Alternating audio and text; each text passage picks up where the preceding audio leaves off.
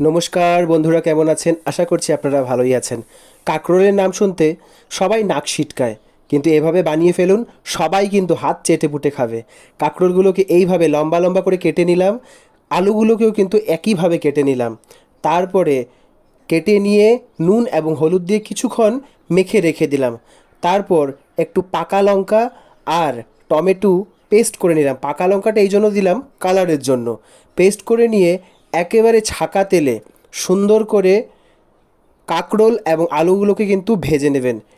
বাদামি রঙের হয়ে গেলে সুন্দর ছাকা তেল থেকে নামিয়ে রেখে দেবেন। এইদিকে কড়া গরম করে তেল দিয়ে তাতে ফোড়নে দেবেন মৌরি এবং গোটা জিরা।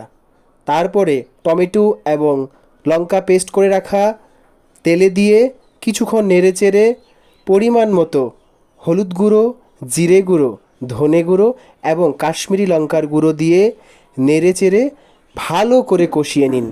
কষে গেলে যখন দেখবেন মশলাটা তেল ছাড়তে শুরু করেছে, তখন খানিকটা জল দিয়ে নেড়েচেড়ে দিয়ে দিন কাঁকরোল এবং আলুগুলো। সুন্দর করে হয়ে গেলে পরিমাণ মতো নুন চিনি দিলেই কিন্তু তৈরি হয়ে গেল কাঁকরোলের চচ্চড়ি।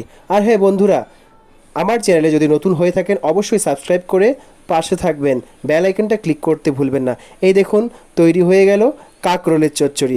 আর হ্যাঁ, সবাই কিন্তু রাধে রাধে বলতে ভুলবেন না। হরে কৃষ্ণ, রাধে রাধে।